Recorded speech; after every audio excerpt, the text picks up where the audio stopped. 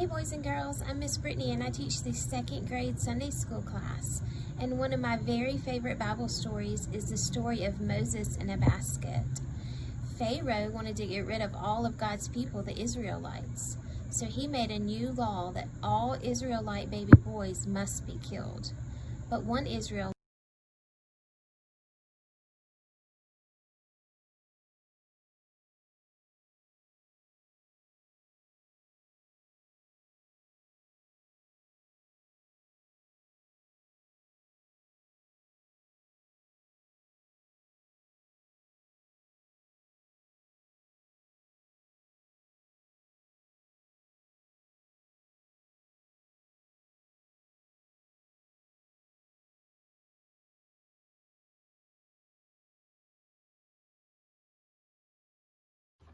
Hey boys and girls, my name is Bridget and I wanted to share with you one of my favorite Bible stories. But first I wanted to show y'all this book.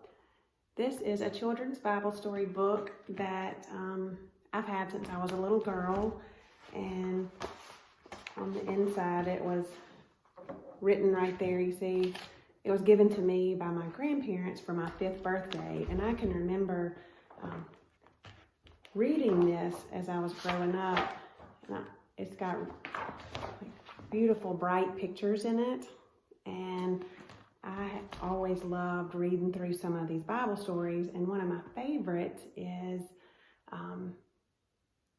the one where Jesus feeds the 5,000. And if you read in that Bible story, it tells you that Jesus' disciples doubted that they had enough food because they only had 2 fish and 5 loaves of bread. But Jesus had faith and he prayed over it, and God made those 2 fish and 5 loaves of bread enough to feed the 5,000 people. And when you read the story, it says they even had leftovers.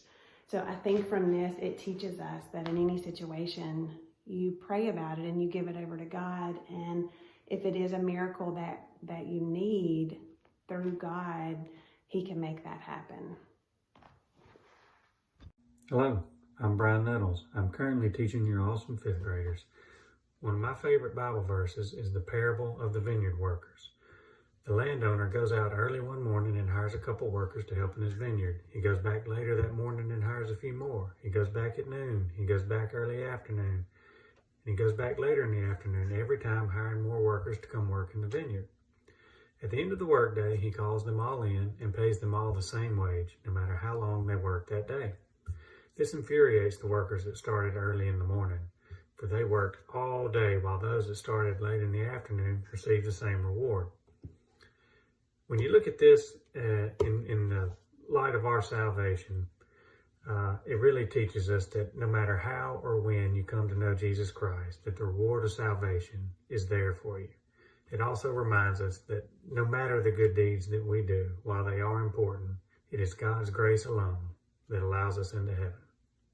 Hey y'all, I'm Miss Melanie, and I hope you're all doing well.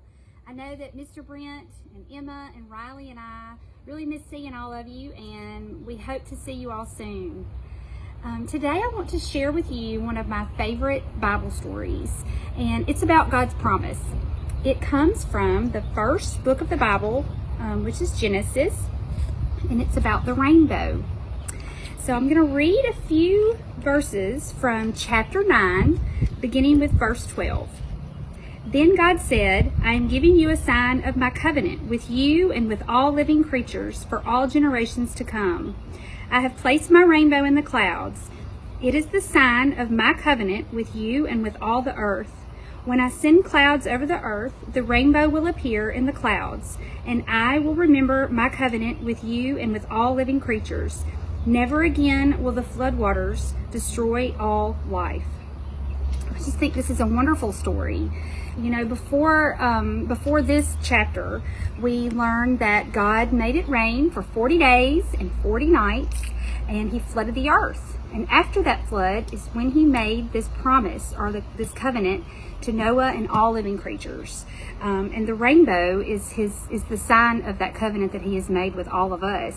So when I'm looking out in the sky, if I'm driving down the road or looking out the window after it rains and I see a rainbow, sometimes you'll see 2 rainbows, it just really makes me happy, and it just fills my heart with so much joy, because I know that that is God's promise. That's a reminder to me that God loves me and that he loves all of us.